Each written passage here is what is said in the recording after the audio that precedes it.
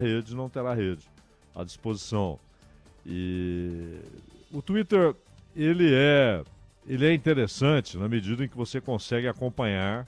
Por exemplo, hoje são vários os governantes que expõem sua posição em relação a um assunto ou outro usando o Twitter, não é? Então você encontra postagens do Lopes Obrador, do Biden, do Trump, da Kamala Harris, do Macron, você encontra ali. E posições do governo russo, que muitas vezes quer falar com o Ocidente, então usa esse mecanismo. Então, não há dúvida que ali você tem uma fonte importante de informações. E isso se perde, né? Esse é o prejuízo em termos daquilo que tem de qualidade, de relevante, porque aí são posições de governantes, ou de políticos, ou de movimentos de oposição, sindicatos. Você tem várias maneiras de obter informação pelo Twitter, inclusive de confrontar posições de governo e oposição na Alemanha, na França, na Inglaterra. É muito interessante. Agora, claro, como toda rede social, você tem um vasto e crescente esgoto, né?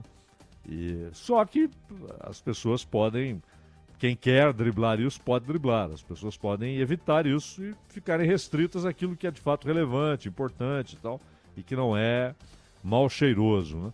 Agora, para muita gente é um problema, porque o Twitter viabilizava, inclusive, a possibilidade da pessoa trabalhar ali, né?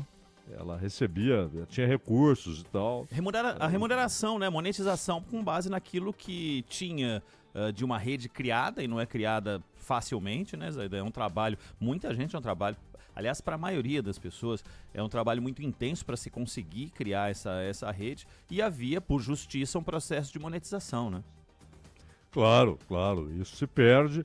Agora, é uma suspensão, pode voltar, só que dependerá do Elon Musk, porque não se imagina Claro, a decisão do Alexandre de Moraes pode ser derrubada pelo Pleno do Supremo, mas não há nenhum sinal disso. Inclusive recursos já chegaram ao Supremo, no caso da Starlink, que é uma outra história, o fato dela ter contas bancárias bloqueadas por causa da multa aplicada ao X e não paga.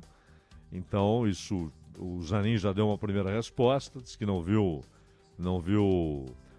nada ilegal, inconstitucional na decisão do Alexandre de Moraes, e coube a ele tomar essa decisão, que também é contestável e, portanto, pode ser modificada pelo Pleno, mas por enquanto a situação é essa e depende dele.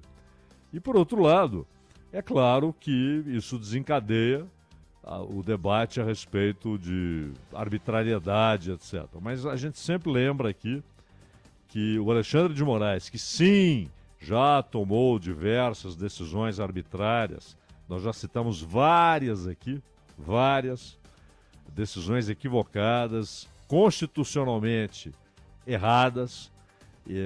Já falamos aqui da censura prévia que foi aplicada a um partido político, o Partido da Causa Operária, com censura prévia, porque não se tratou de remoção de conteúdo, mas de proibição de divulgação de qualquer outro conteúdo. Isso é censura prévia. Você não pode escrever, você não pode falar. Isso é censura prévia. Você já está censurando o que ele viria a falar. Ainda que fosse uma revisão daquela postagem que foi objeto da decisão do Alexandre de Moraes. Então houve vários erros. Mas nesse caso específico, não. Não, porque é simplesmente o cumprimento de uma exigência do Código Civil Brasileiro, que o Elon Musk resolveu peitar, resolveu não cumprir, né? E sai dizendo que está afrontando uma decisão ilegal. Ele tem de demonstrar que ela é ilegal no próprio Supremo ou apontando para a sociedade brasileira qual artigo da Constituição está sendo ferido pela decisão do Alexandre de Moraes. Porque não se trata de discussão de pode ou não pode falar tal coisa, mas sim a exigência de se ter um escritório de representação que represente a empresa, inclusive perante o judiciário. É uma exigência da legislação brasileira. Ou você cumpre, ou você está fora do jogo.